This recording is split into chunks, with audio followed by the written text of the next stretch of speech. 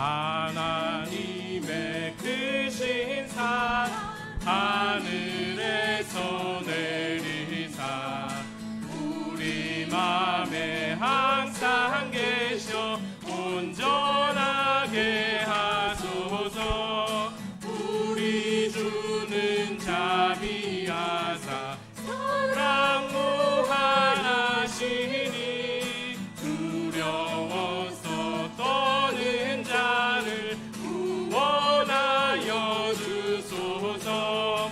걱정 근심 많은 자를 성령 강화하시며 복과 은혜 사랑받아 평안하게 하소서. 처음과 끝이 되신 주 항상 인도하셔서 마비 유혹 받는 것을 좁히 끊게 하소서. 전능하신 아버지여 주의 능력 주시고 우리 맘에 임하셔서 떠나가지 마소서. 주께 영광 항상 돌려 천사처럼 섬기며 주의 사랑 영원토록 찬송하게 하소. 우리들이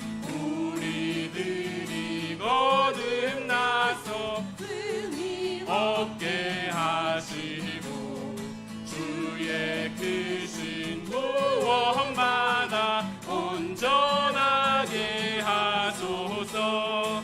영광에서 영광으로 천국까지 이르러 크신 사랑 감격하여 경배하게. 3절 4절입니다. 전능하신 아버지여 주의 능력 주시고 우리 맘에 임하셔서 떠나가지 마소서. 주께 영광 항상 돌려 천사처럼 섬기며 주의 사랑 영영토록 찬송하게 하소. 우리들이 거듭나서 흠이 없게 하시고 주의 크신 구원받아 온전하게 하소서. 영광에서 영광으로 천국까지 이르러 크신 사랑 감격하여 경배하게 하소. 우리를 죄에서 구하시려 주 예수 십자가 지셨으니 기쁘게 부르세 할렐루야. 나 구원 얻었네. 찬송하세 찬송하세 찬송하세. 주님 나를 구하셨네. 찬송하세 찬송하세. 주가 구원하신 우리를 주께서 구했으니 이전에 행하던 악한 일과 주하고 더러운 모든 죄를 온전히 버렸네. 찬송하세 찬송하세 찬송하세. 주님 나를 구하셨네. 찬송하세 찬송하세. 주가 구원하셨네. 나 지금 죄에서 사함받아 거룩한 백성이 되었으니 이 육신 장막을 벗을 때도 겁날 것 없겠네. 찬송하세 찬송하세. 주님 나를 구하셨네.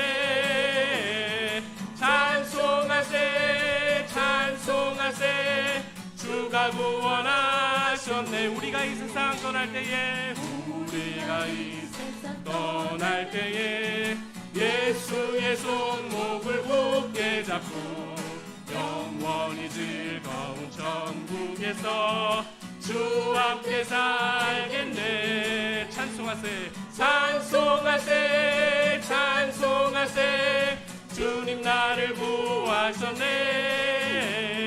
찬송하세 찬송하세 주가 구원하. 우리 다시 한번 불러보겠습니다. 우리를 죄에서 구하시려 주 예수 십자가 지셨으니 기쁘게 부르세 할렐루야. 나 구원 얻었네. 할렐루야. 찬송하세 찬송하세 주님 나를 구하셨네. 찬송하세 찬송하세 주가 구원하셨네. 우리를 주께서 구했으니 우리를 주께서 구했으니 이전에 가던 악한 일과 주하고 더러운 모든 죄를 온전히 버렸네. 찬송하세 찬송하세 주님 나를 구하셨네. 찬송하세 찬송하세 주가 구원하셨네. 나 지금 죄에서 사함받아 거룩한 백성이 되었으니 이 육신 장막을 벗을 때도 겁날 것 없겠네. 찬송하세 찬송하세 주님 나를 구하셨네. 찬송하세 찬송하세 주가 구원하셨네. 우리가 이 세상 떠날 때에 우리가 이 세상 떠날 때에 예수의 손목을 굳게 잡고 영원히 즐거운 천국에서 주 함께 살겠네. 찬송하세 찬송하세 주님 나를 구하셨네. 찬송하세 찬송하세 주가 구원하셨네. 찬송하세 찬송하세 찬송하세 찬송하세 주님 나를 구하셨네. 찬송하세 찬송하세 주가 구원하셨네.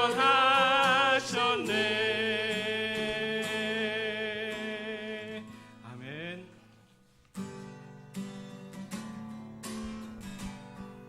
죄악에 썩은 내 육신을 주님이 쓰시려 했네.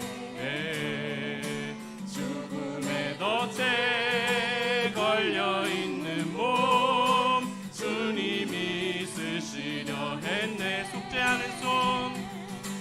속죄하는 손 치유하시고 속죄하는 말 치유하셨네. 새 생명 얻은 이 몸 다 바쳐 주님께 영광 돌리니. 먹물로 칠한 내 육신을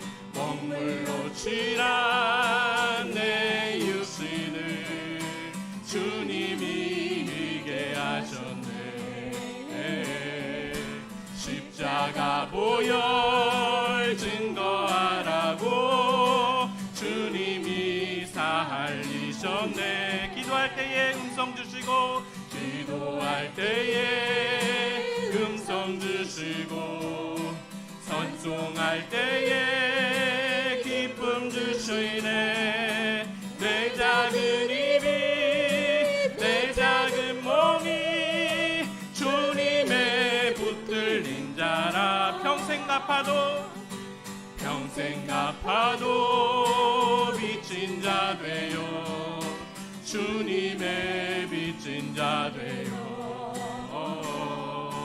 주님과 가신 길 택하였건만 눈물만 쏟구치네. 생명 주시니 주님이시라. 생명 주시니 주님이시라. 능력 주시니 주님이시라. 말씀 전하여 복음 전하여 주님의 빛을 다시 한번 불러보겠습니다. 죄악의 썩은 내 육신을 주님이 쓰시려 했네. 죽음의 덫에 걸려있는 몸 주님이 쓰시려 했네. 속죄하는 손 치유하시고 속죄하는 말 치유하셨네. 새 생명 얻은 이 몸 다 바쳐 주님께 영광 돌리리. 먹물로 칠한 내 육신을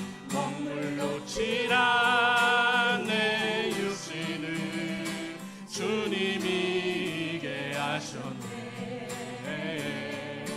십자가 보혈 증거하라고 주님이 살리셨네. 기도할 때에 음성 주시고 찬송할 때에 기쁨 주시네. 내 작은 입이 내 작은 몸이 주님의 붙들린 자라. 평생 갚아도 빚진 자 되어 주님의 빚진 자 되어 주님 가신 길 택하였건만 눈물만 쏟구치네. 생명 주시니 주님이시라. 능력 주시니 주님이시라. 말씀 전하여 복음 전하여 주님의 빛을 갚으리. 생명 주시니 주님이시라. 생명 주시니 주님이시라. 능력 주시니 주님이시라. 말씀 전하여 복음 전하여 주님의 빛을 갚으리. 아멘. 이 시간 기도하면서 예배를 준비하겠습니다.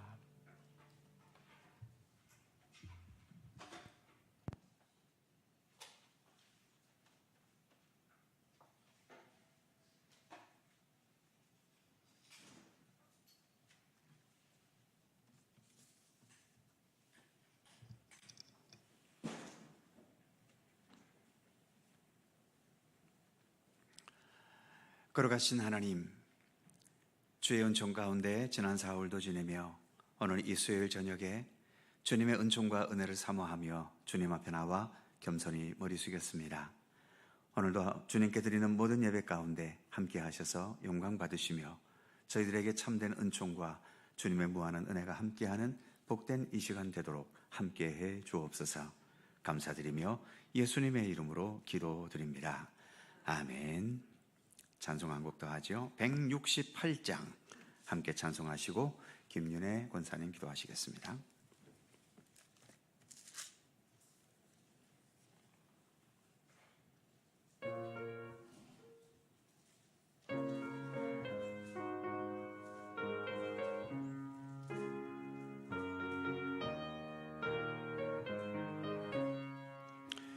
하늘의 찬송이 들리던 그날, 죄악이 가득한 그날 밤에 동정녀 몸에서 탄생한 주님, 우리를 구하러 오신 예수, 살아서 사랑, 죽어서 구원, 묻혀서 내 죄를 담당하사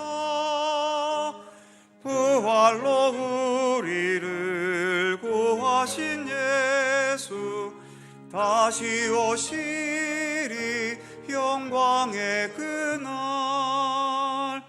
갈보리 산으로 끌려가시사 십자가 위에서 죽으신 날, 가시관 쓰시고 피 흘리시사 우리를 구하신 구주 예수. 살아서 사랑, 죽어서 구원, 묻혀서 내 죄를 담당하사 부활로 우리를 구하신 예수, 다시 오시리 영광의 그날. 동산에 주 홀로 묻히신 그날, 고난을 이기고 쉬신 그날, 천사들 내려와 무덤을 지켜 우리에게 소망을 주신 예수. 살아서 사랑, 죽어서 구원, 묻혀서 내 죄를 담당하사 부활로 우리를 구하신 예수, 다시 오시리 영광의 그날. 무덤이 예수를 못 가둔 그날, 임봉한 그도 죽음의 권세를 깨뜨린 주님, 하늘에 오르신 내 주 예수. 살아서 사랑, 죽어서 구원, 묻혀서 내 죄를 담당하사 부활로 우리를 구하신 예수, 다시 오시리 영광의 그날. 천사장 나팔이 울리는 그날, 하늘의 영광이 나타날 때, 날 사랑하시는 참되신 예수, 날 영접하시러 오실 예수. 살아서 사랑, 죽어서 구원, 묻혀서 내 죄를 담당하사 부활로 우리를 구하신 예수, 다시 오시리 영광의 그날. 아멘.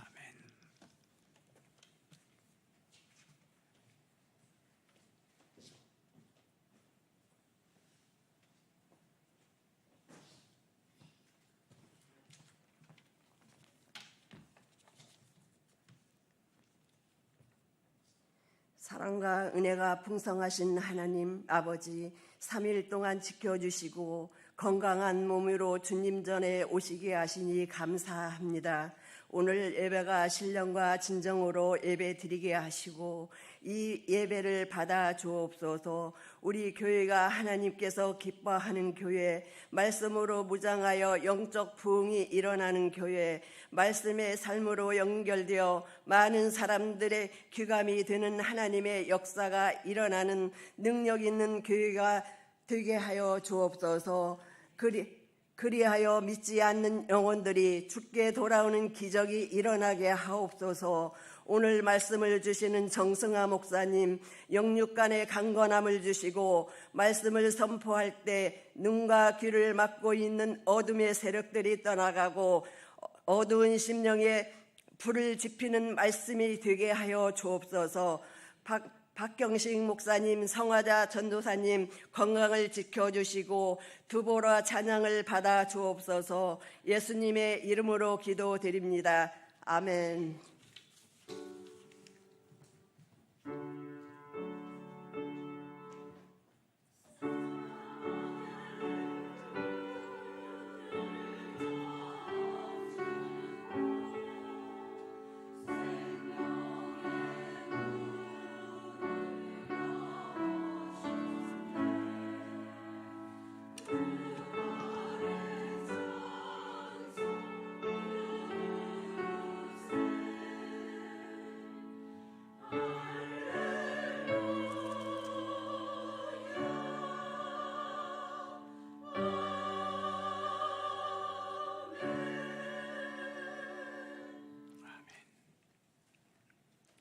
성경 말씀 함께 봅니다. 신약 누가복음 24장 25절입니다.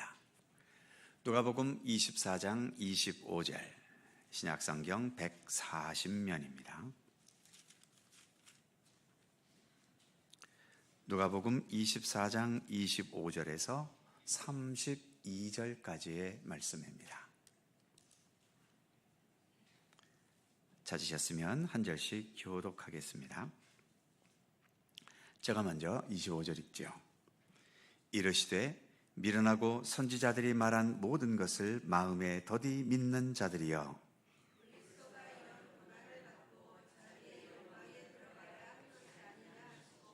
이에 모세와 모든 선지자의 글로 시작하여 모든 성경에 쓴 바 자기에 관한 것을 자세히 설명하시니라.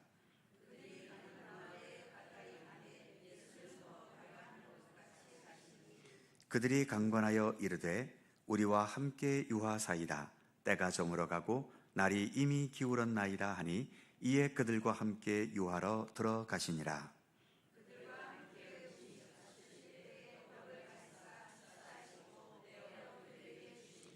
그들의 눈이 밝아져 그인 줄 알아보더니 예수는 그들에게 보이지 아니하시는지라.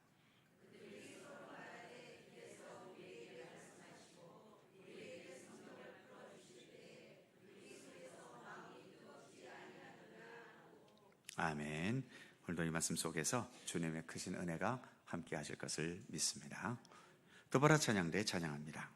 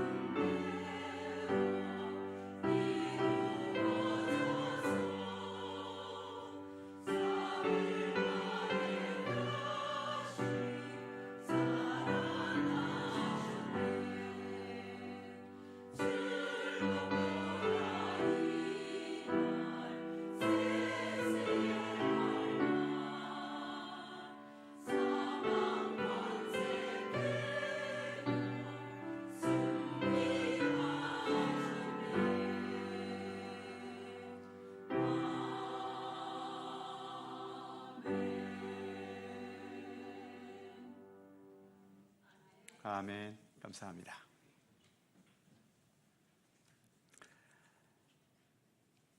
자, 오늘부터 구약 104주, 또 신약 52주, 도합 156주의 대장정이 또 출발합니다.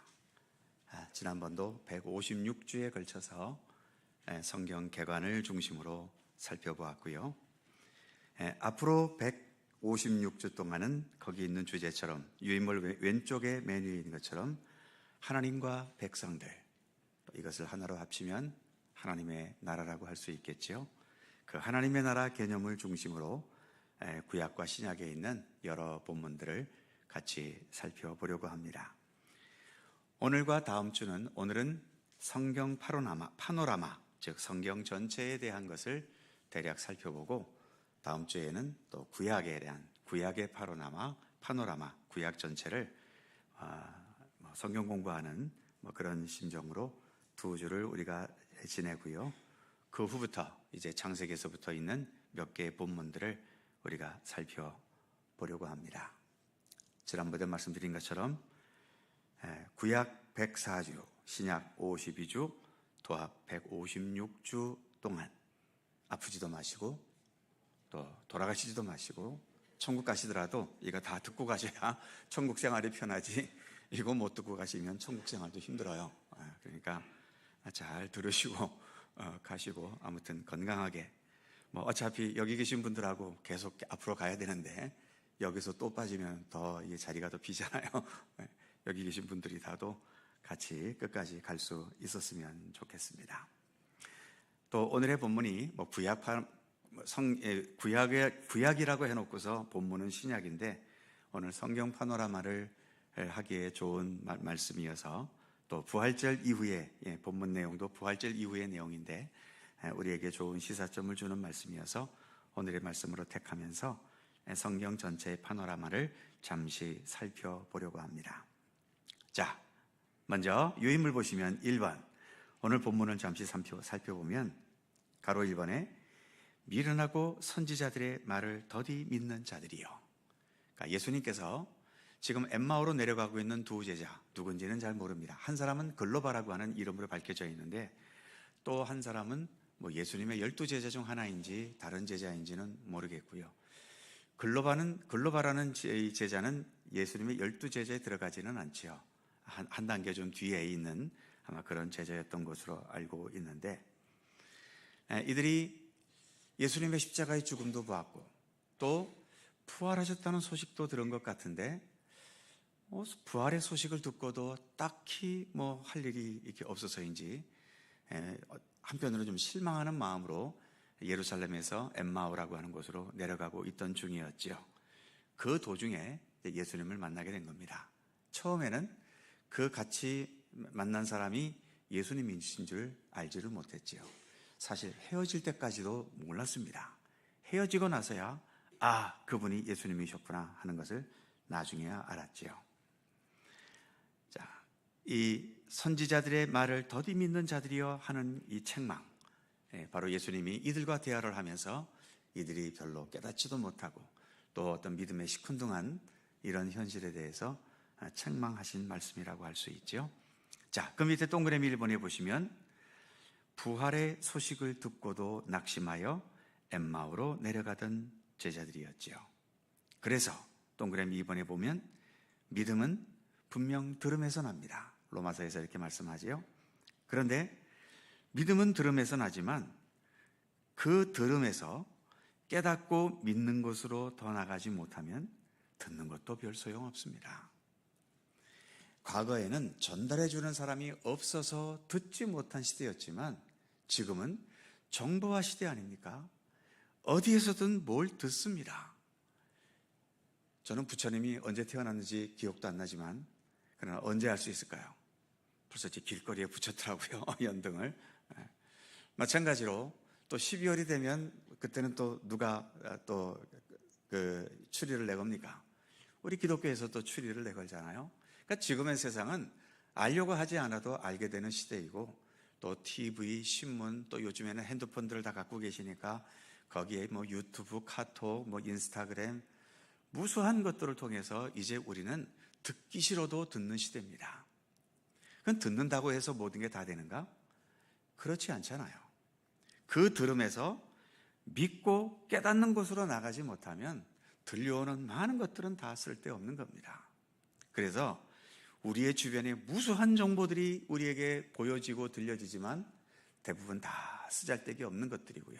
그 중에서 정말 우리에게 유익한 정말 몇 가지, 그것이 우리를 지탱하게 하고 또 우리를 살게 하는 거죠.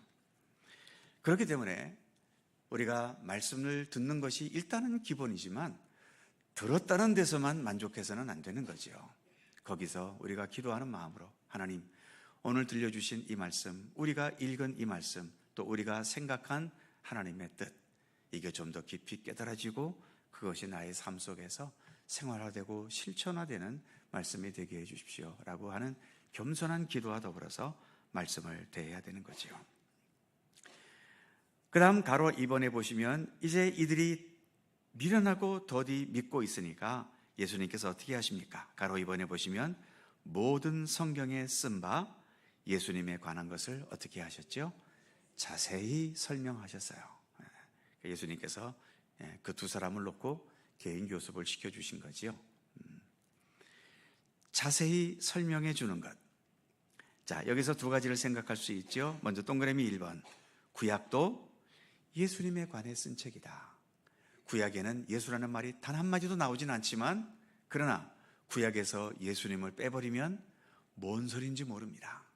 뭘 향하고 있는 말인지, 어떤 의미를 갖고 있는 것인지. 그러나 그 구약에 예수님이라는 말은 안 나와도 구약의 내용 속에 예수님을 다 대입을 시켜보면 이 모든 말씀들이 다 예수님에 관한, 앞으로 메시아로 오실 그 예수님에 관한 내용이었다라고 하는 것을 알 수 있는 거지요. 예수님도 그런 방식으로 구약에 있는, 아직 예수님 당시에는 신약은 안 나왔으니까 그 당시에 있던 구약 성경을 가지고 이렇게 예수님에 관해 쓴 책임을 자세히 설명해 주셨던 거죠. 그래서 구약도 예수님에 관해 쓴 책이다. 또 한 가지 생각할 것은 동그라미 2번. 말씀은 직접 깨닫는 것보다 어떻다고요? 설명을 통해 깨닫는 경우가 훨씬 많습니다. 혹시 여러분들 중에 성경을 읽으면 읽는 족족 그 말씀이 다 이해가 되고 그 말씀이 다 풀어지고 그럴 능력이 계시다면 다음 주부터는 그분이 오셔서 여기서 설교하세요. 저도 성경을 갖고 이렇게 늘 설교합니다만 처음 읽을 때에는 무슨 말씀인지 모를 때가 많아요. 너무 어렵고 여기서 어떤 메시지를 추출해낼 수 있을 것인가 때로는 막막할 때도 많습니다. 그런데 말씀을 읽을 때마다 그 말씀이 족족 머릿속에 생각나고 그 말씀 속의 메시지가 확실하게 들려오신다면 그분이 설교하셔야죠, 이제부터는. 그래서 말씀은 직접 깨닫는 것보다는 설명이 필요합니다. 지금 엠마오로 내려가는 두 제자도 예수님의 십자가의 죽음도 받고 무슨 소식도 들었어요? 부활의 소식까지도 들었어요. 그런데도 이걸 어떻게 받아들여야 되고 어떻게 인식을 해야 될지를 모르는 거지요. 그러니까 하나도 적용이 안 되니까 부활의 소식을 듣고도 실망한 가운데서 예루살렘을 떠나버리는 겁니다. 그럴 때에 예수님께서 그들에게 가셔서 설명해 주시니까 그 설명에 눈이 뜨이고 귀가 뜨이게 되는 거죠. 자, 그래서 동그라미 2번 밑에 화살표 어떻습니까? 그래서 여전히 필요한 것이 교회와 저 같은 말씀 사역자들이 필요한 겁니다. 그러나 바라기는 여러분들이 더 믿음이 성숙해서 저 같은 사람의 어떤 설명이 필요 없어도 여러분들이 말씀을 스스로 소화해낼 수 있는 그런 단계까지 올라가기를 바라는 거죠. 세상 모든 사람들은요, 자기 인생의 목표를 뭐로 정해야 되는지 아십니까? 자기가 필요 없는 세상을 만들어가는 게 자기의 목표가 돼야 됩니다. 의사, 계속 환자가 있어야 되겠습니까? 물론 돈을 벌려면 환자는 계속 있어야 되겠지만 의사의 최종 목표는 뭐가 돼야 될까요? 의사가 필요 없는 세상을 만드는 겁니다. 그만큼 완벽하게 의료적인 그런 기술들을 개발하고 또 의료 체계를 바르게 세워서 이제는 의사가 없어도 병 걸리는 사람이 없는 그런 세상을 의사는 목표로 해야 되는 거죠. 돈 벌 생각만 하지 말고요. 또 저 같은 목사는 목표가 뭐겠습니까? 저 같은 목사가 없어도 여러분들 스스로가 말씀을 소화할 수 있고 스스로 예배할 수 있고 스스로 신앙의 길을 걸어갈 수 있는 그러한 성도가 되는 것을 목표로 또 저는 목회를 해야 되는 것이고요. 대통령은요, 대통령이 없이도 이 나라가 잘 굴러가는, 노자라는 분이 그랬던가요? 좋은 나라는 모든 백성들이 도대체 우리나라 임금이 어떤 사람인지 모르겠는데 나라는 아무 문제 없이 잘 굴러갈 때 그 왕이 진짜 훌륭한 왕이라고 그러죠. 온 백성들에게 존경을 받고 찬사를 받고 이런 왕이 아니라 그 나라 백성들은 도대체 왕이 누군지 몰라. 그런데 나라는 아무 문제 없이 잘 굴러가요. 그러니까 백성들이 대통령을 인식을 안 하고 왕을 인식을 안 해도 아무 문제 없는 나라, 그런 나라를 만들어 가야 된다라고 하는 거지요. 우리 모두가 다 그런 존재가 되어야 되는 겁니다. 자, 그러나 아마도 주님 오시는 날까지 교회와 말씀 사역자는 필요로 하지 않을까 생각도 해보고요. 자, 가로 3번에 넘어가시면 자세히 설명하신 예라를 좀 더 살펴보지요. 자, 가로 3번에 보시면 자세히 설명해 주셨다. 그리고 우리에게 성경을 어떻게 해주실 때? 풀어주실 때에. 그래서 그 밑에 동그라미 1번에 보시면 부활하신 예수께서 하셨던 이 일을 지금은 누구께서? 성령께서 하고 계십니다. 예수님은 하늘나라로 올라가셨으니까 예수님은 육신으로는 이 지상에 안 계시지요. 그러면 아무도 우리에게 말씀을 풀어줄 사람이 없는가? 있다는 거지요. 누가? 지금도 성령님께서 우리에게 하나님의 말씀, 예수 그리스도 부활의 신비, 십자가의 은혜, 이것을 우리에게 지금도 풀어주고 계시는 겁니다. 그래서 그 밑에 화살표 보시면 요한복음 15장 26절 누가 오십니까? 진리의 성령이 오실 때에 그가 나를, 즉 나 예수에 대해서 가르쳐 주실 것이다. 증언해 주실 것이다. 그렇기 때문에 가로 동그라미 2번 저 같은 목회자와 말씀 사역자들은 항상 누구의 인도? 성령님의 인도하심을 따라 사역해야 되는 겁니다. 그래서 기도해야 되고 말씀 앞에 설 때 겸손하게 하나님 성령의 역사하심을 통해 오늘 주신 이 본문을 주님의 뜻대로 잘 풀어가고 해석할 수 있도록 지혜와 능력을 주옵소서. 늘 그런 기도 속에서 설교를 준비하고 또 성경 공부를 준비해 가야 되는 거지요. 그래서 지금 이 시대에도 성령께서는 말씀의 사역자들을 통해서 예수님께서 이처럼 엠마의 두 제자에게 말씀을 풀어주셨던 것처럼 지금도 그런 역사를 변함없이 이어가고 계시다라고 하는 것을 우리가 믿고 신뢰할 수 있었으면 좋겠습니다. 그 다음에 우리가 다 아는 상식이지만 또 성경의 파노라마니까 한 번씩 또 점검하고 넘어가는 것도 좋겠지요. 이번에 성경은 어떤 책인가? 가로 1번 성경은 아주 특별한 책입니다. 어떤 면에서 특별한가? 한 권의 책이 아니라 장장 66권의 책이지요. 그래서 동그라미 1번에 보시면 구약이 39권, 신약이 27권. 그래서 66권의 방대하다면 방대한 책이고, 물론 세상에는 성경보다 훨씬 두꺼운 책들도 많이 있습니다. 그러나 책이 두껍다고 해서 다 좋은 책은 아닌 거지요. 그 내용이 무엇을 담고 있느냐가 그게 중요한 것 아니겠습니까? 자, 그러나 어쨌든 66권이라는 적지 않은 분량이고요. 그 다음에 분량이 많다 보니까 동그라미 2번에 보면 저자도 약 40명이나 돼요. 그죠? 그 저자들 중에 신분을 보면은 왕 같은 아주 높은 신분의 사람도 있고, 때로는 목동, 농부 같은 당시로서는 하류 계층의 그런 사람들도 있고요. 또 시인, 어부, 시인은 계급이 어떤지 모르겠어요. 어부는 그 당시에는 아주 천한 직업 중에 하나였었죠. 또 반면에 많은 것을 잘 알고 있는 현자들, 지식인들, 그리고 의사도 있었고요. 또 여러 계층, 그러니까 왕이라고 하는 최상위 계층부터 어부나 농부 같은, 목동 같은, 특히 목동과 어부는 그 당시에 최하위 직업으로 여겨졌다고 하지요. 그런데 우리 예수님도 공생애를 시작하시기 전까지 직업이 뭐였습니까?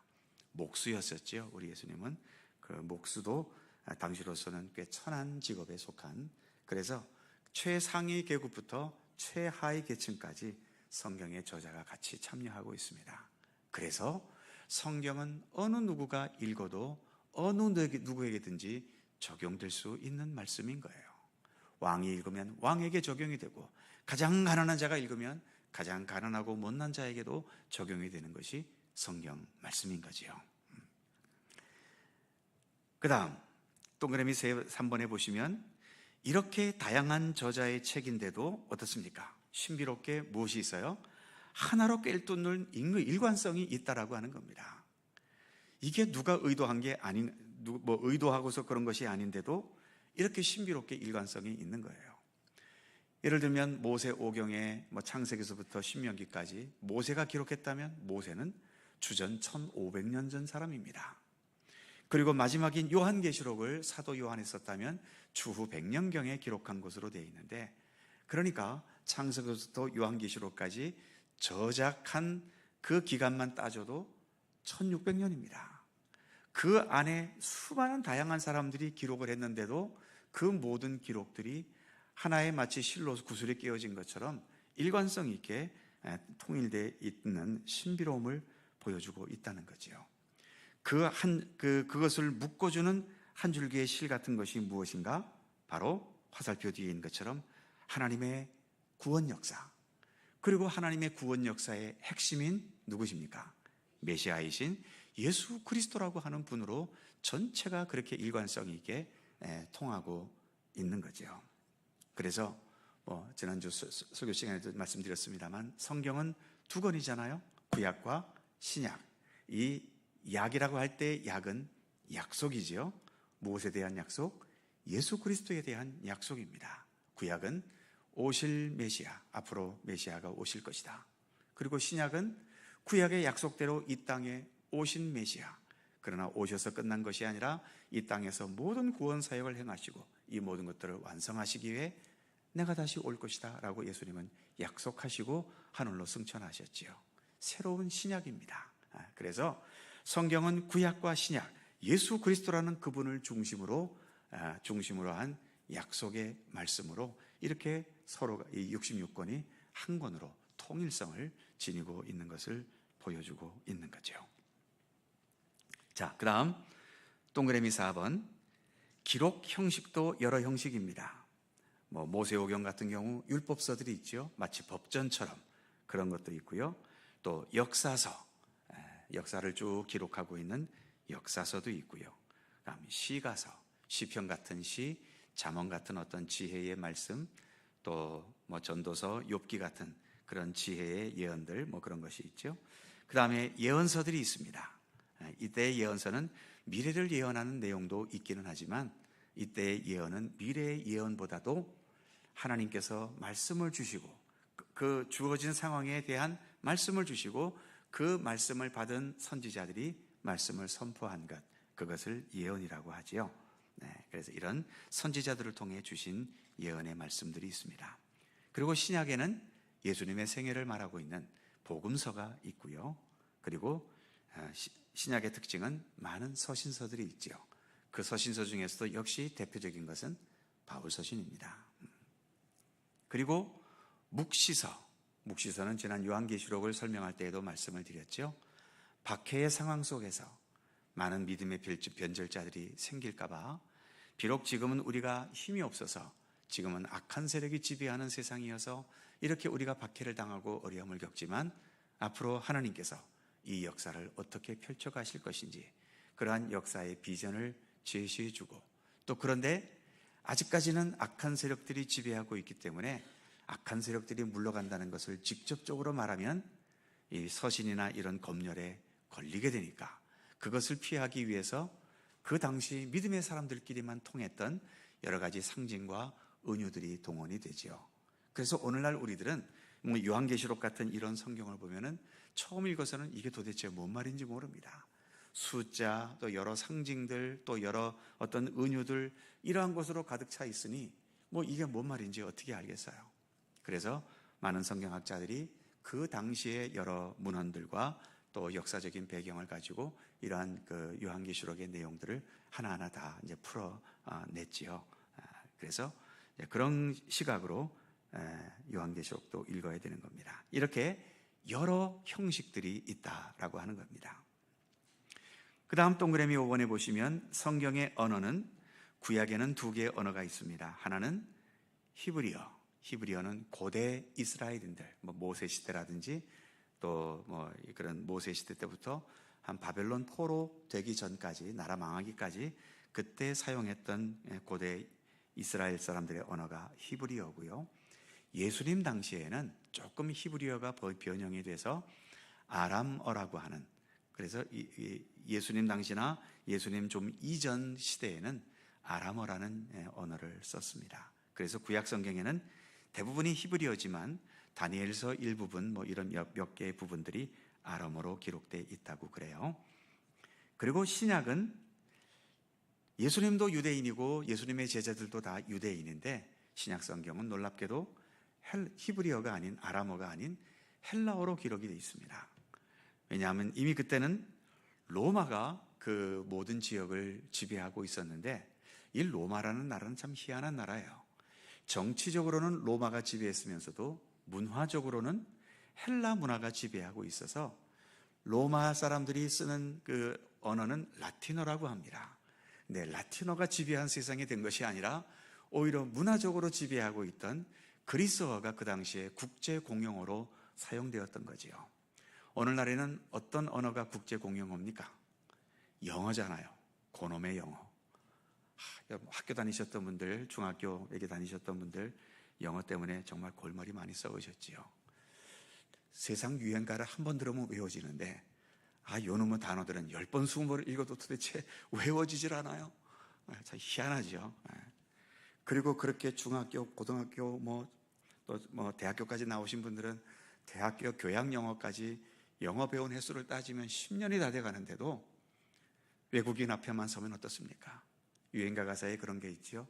그대 앞에만 서면 왜 나는 작아지는가? 그런 유행가 가사도 있는데 정말 외국인들 앞에서 말하려면 한마디도 안 나오는 그런 영어가 되고 말았는데, 이 당시에는 헬라어가 어디에 가든지 이렇게 통용이 되는 아마 그런 사회였던 것 같습니다. 그래서 성경은, 신약 성경은 모두가 다 헬라어로 기록이 되어 있고요.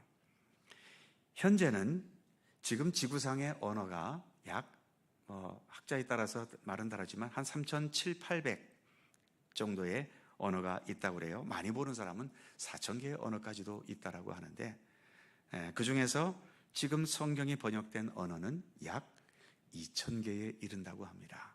대단한 거죠. 지금 남아있는 한 1,700~1,800개의 언어는 소수민족들, 그 소수민족들 중에는요, 전부 합쳐봐야 200~300명밖에 안 되는 그런 종족들도 많대요. 아프리카 또는 아마존 밀림 정글지대 이런 데 들어가면 아직도 남아있는 원시 부족들이 있잖아요. 그러한 부족들은 총 합쳐도 200명도 안 되고 그러는데도 그들만의 또 언어가 지금도 있어서 그들을 전도하려면 또 그들을 위해서 성경을 번역해야 하는 그런 일들, 과제가 남아있는 거지요. 그래서 성경 번역은 지금도 계속되고 있는 중요한 선교 사역 중에 하나입니다. 자, 그 다음 3번으로 넘어가면요, 성경의 주제는 누구시다? 예수 그리스도십니다. 그래서 주일날 설교 때도 말씀드렸지만 우리는 분명 사도신경에 따르면 전능하신 하나님 아버지, 그의 아들 우리 주 예수 그리스도, 그리고 성령님, 이렇게 삼위일체 하나님을 믿는다라고 하는 것이 정석인 말인데, 우리가 보통 기독교 신앙을 가졌을 때에는 뭘 믿는다고 그래요? 그냥 예수 믿는다고 통상적으로 말하지요. 그 말도 틀린 말은 아니라는 겁니다.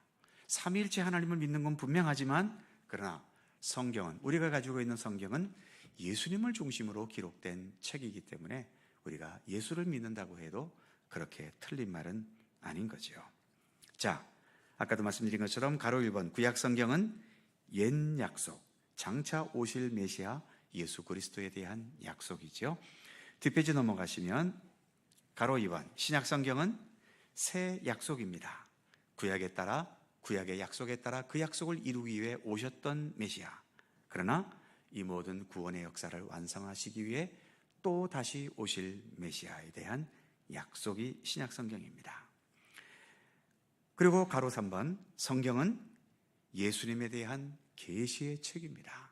예수님은 신약 구약 공이 예수님을 계시하고 나타내는 책이죠. 동그라미 1번 어떤 예수님이신가? 우리를 죄에서 구원하기 위해 오실 예수 그리스도. 두 번째, 우리를 구원하시기 위해 오신 그리스도. 그러니까 동그라미 1번은 구약의 전체이죠. 그 다음에 2번부터는 신약이고요. 우리를 구원하기 위해 오신 예수 그리스도, 복음서가 주류를 이루고 있죠. 3번, 우리를 죄에서 구원하시기 위해 십자가에서 속죄의 피를 흘려 돌아가신 예수 그리스도. 4번, 죽음의 권세에서 부활하신 예수 그리스도. 또 5번째, 장차 재림의 주님으로 다시 오실 그리스도. 그렇게 해서 성경은 예수님에 대한 것을 계시하는 책이다라고 하는 거죠.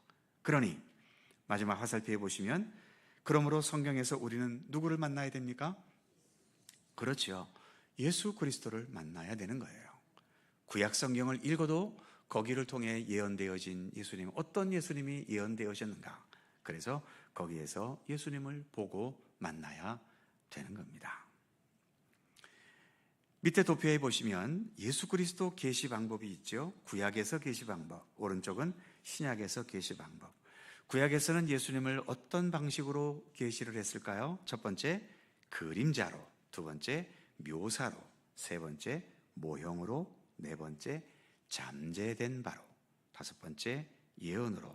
여섯 번째, 암시적으로. 그러니까 구약에서 예수님을 읽어내는 것은 대단한 집중력을 요하고요.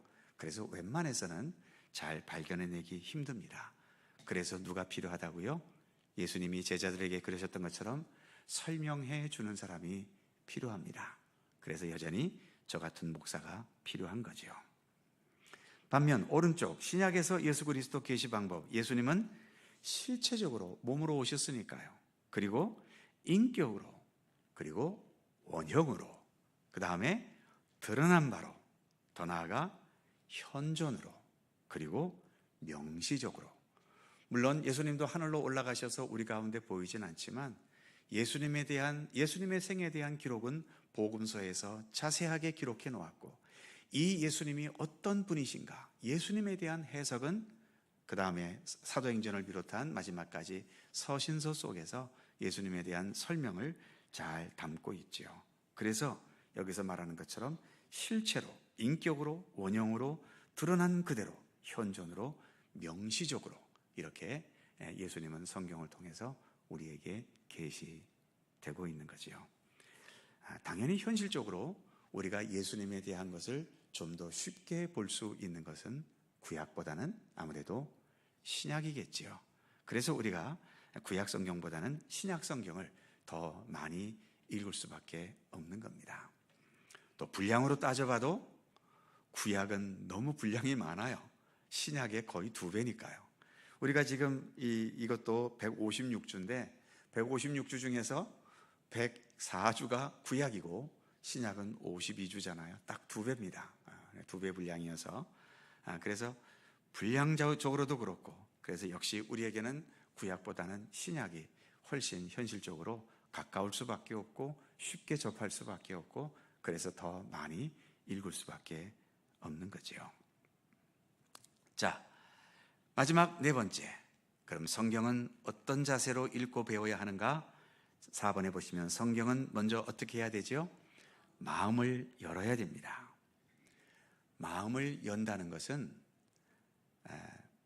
의심조차도 하지 말라는 것이 아니라, 의심도 믿어보려고 하는 의심이 있고 안 믿으려는 의심이 있다고 말씀을 드렸죠. 예수님의 부활 소식을 듣고 이 부활 소식을 제자 중에 믿지 못했던 제자가 있습니다. 누구죠? 도마라고 하는 제자가 믿지 못했잖아요. 믿지 못해서 뭐라고 그럽니까? 나는 주님의 그 못자국에 손가락을 넣어보지 않고서는 나는 못 믿겠다. 근데 도마가 이게 안 믿으려고 작정하고서 이렇게 한 말입니까? 도마는 안 믿으려고 한 것이 아니라 믿고는 싶지만 도마의 이 이해력이, 도마의 어떤 상식이나 지식으로는 이게 도대체 이해가 안 되기 때문에, 그래서 나는 그것을 확인해 봐야 되겠다는 차원의 의심이지, 이건 말도 안 돼, 안 믿을 거야 하면서 마음을 닫아버린 그런 의심이 아니에요. 열린 의심은 얼마든지 좋습니다. 이해가 안 되는 것은 당연히 이해가 안 된다고 솔직히 인정해야 되죠. 특히 우리 기독교 교리에서 여전히 이해할 수 없는 것이 삼위일체 교리입니다. 하나님이 세 분인데 그 세 분 하나님이 또 한 분이래. 셋이면 셋이고 하나면 하나지. 어떻게 하나가 셋이고 셋이 하나라고 하는 인간의 이 머리로서는 아무리 조합을 시켜보고 별짓을 다 해도 이것을 완벽하게 설명해낼 방법도 없고요. 아무리 어떤 학자들이 삼위일체에 대해 설명을 한다 하더라도 이것을 완벽하게 설명해낼 수 있는 사람도 없습니다. 그런데 그러니까 이 삼위일체는 모순이 돼서 안 믿겠다 이러면 평생 우리는 하나님을 향해 한 발짝도 못 나갑니다. 그런데 우리로서는 이해가 안 되지만 하나님은 신비의 하나님, 전능하신 하나님, 우리 인간의 이해와 생각과 이성을 뛰어넘는 하나님이라는 사실을 인정한다면 비록 삼위일체가 완벽하게 이해는 안 돼도 삼위일체 하나님이기 때문에 나에게 손해되는 것보다는 이득되는 게 훨씬 많다는 것을 우리는 느끼게 되는 겁니다. 만일 하나님께서 예수님으로 이 땅에 오시지 않았다, 참 우리는 하나님 믿기 더 훨씬 막막했을 겁니다. 그래도 이 땅에 오셔서 우리 인간과 같은 모습으로 사셨고 그 모습을 남겨주셨기 때문에 오늘도 우리가 예수 그리스도를 바라보며 믿음의 길 가지 않습니까? 특히 우리가 기독교 신앙의 예배를 드리는 데 있어서 참 중요한 것 중에 하나가 성찬식인데, 예수님께서 육신으로 오지 않으셨으면 성찬식도 못 하잖아요. 그런 것도 없어요. 그러니까 우리가 예수님의 몸을 먹고 예수님의 그 피를 마시면서 정말 예수님과 내가 하나가 된다라고 하는 그 어떤 예식이라도 그렇게 치를 수 있는 그 근거조차도 없어져 버리는 거예요. 그런데 그 하늘에 계신 하나님께서 육신의 몸을 입고 예수님으로 이 땅에 오셨기 때문에 그분의 육성이 녹음은 안 됐지만 책에 기록이 돼서 이게 어떤 하늘에서 그냥 떨어진 말씀이 아니라 정말 이 땅에 우리 인간들의 삶을 거쳐서 주신 그러한 말씀이니까 얼마나 우리에게 더 친숙하고 또 우리에게 직접적인 생명의 양식이 되는 말씀입니까? 또 성령님이라는 분이 계시기 때문에 지금도 우리가 이렇게 아무것도 보이지 않으면서 믿음의 길을 걸어가고 있는데 여기에 성령님의 감화 감동마저 없다? 우리가 뭘 가지고 하나님을 믿을 수 있습니까?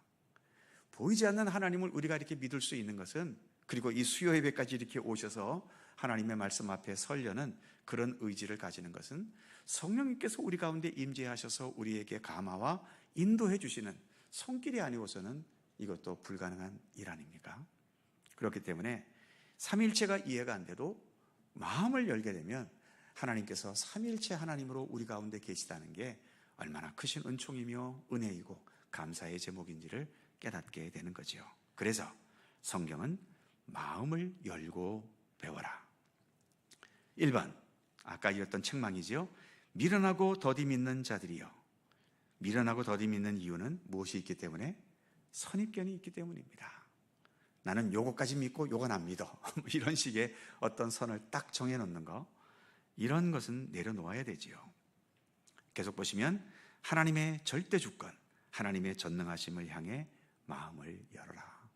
하나님은 우리 인간과 달리 완전하시고 전능하신 분이시잖아요. 그리고 하나님은 절대 주권을 갖고 계십니다. 그것을 향해 마음을 열면 얼마든지 모든 것은 이해할 수 있게 되는 거죠. 두 번째, 우리에게 이런 기도가 필요하지요. 시편 119편 18편 같이 읽어볼까요? 2번 시작. 내 눈을 열어 주의 법에 기이한 것을 보게 하소서. 예, 그렇습니다. 말씀 속에서 주님의 기이한 것을 보게 해 주십시오. 그 다음 시편 107편 9절에서는 사모하는 영혼을 만족해 하시며 줄인 영혼에게 채워주십니다. 가난한 마음으로 말씀을 대할 때 채워주신다는 거죠. 그리고 마지막으로는 진리의 성령께서 도우시기를 간구해라. 예수님께서도 요한복음을 통해서 진리의 성령이 오시면 그가 나에 대해서 증거해 줄 것이다. 그러니 우리는 당연히 진리의 성령께서 우리의 마음에도 오셔서 주님에 대해서 많은 것들을 깨닫게 해달라고 간구하며 기도해야 하는 것이죠. 자, 이렇게 해서 대략이지만 성경 전체의 파노라마를, 그리고 이 가장 중요한 핵심은 성경의 주제는 예수 그리스도다.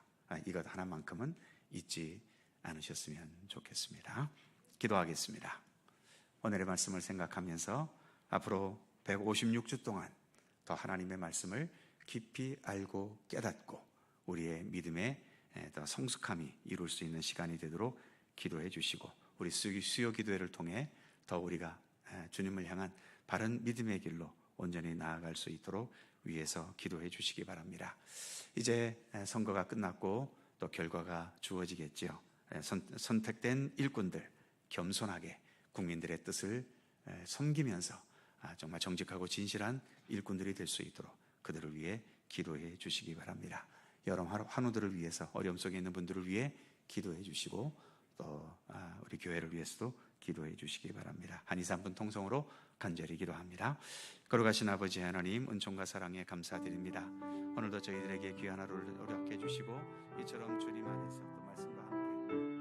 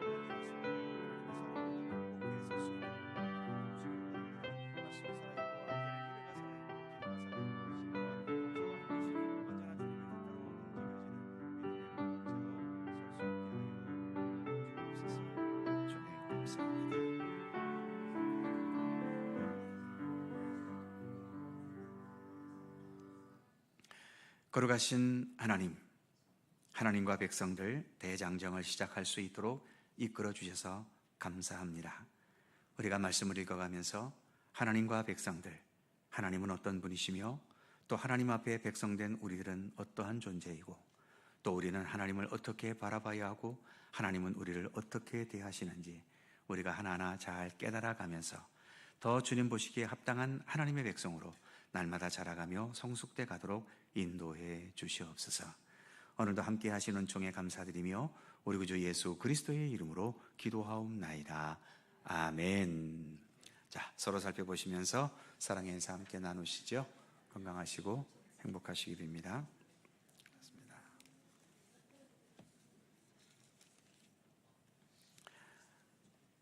이번 주부터 수요 기도의 반주자로 우리 김정란 지사님이 일단은 임시적이지만 또 수고해 주시게 되었습니다. 참 이 반주자 구하기가 너무 힘든 때여서 그래도 이렇게 또 같이 해주실 분이 계셔서 또 얼마나 다행스러운지 모르겠습니다. 잘 감당할 수 있도록 격려해 주시기 바랍니다. 우리 박수로 한번 격려해 주시죠. 네, 고맙습니다. 자세한 교회 소식은 주보를 참조하시고요. 198장 1절, 2절, 4절 세 개의 절을 찬송하겠습니다.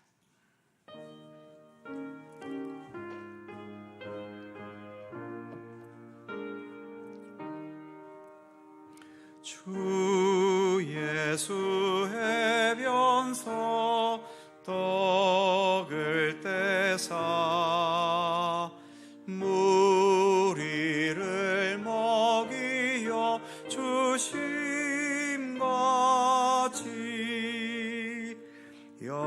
영생의 양식을 나에게도 풍족히 나누어 주옵소서. 생명의 말씀인 나의 주여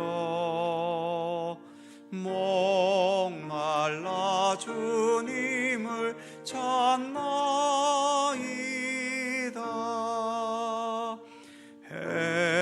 해변서 무리를 먹임같이 갈급한 내 심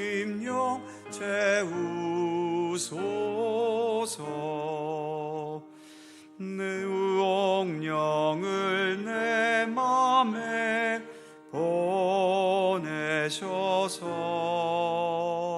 내 어두운 영의 눈 밝히시사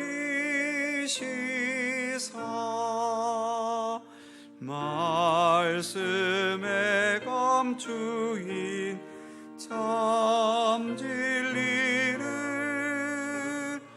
깨달아 알도록 하옵소서.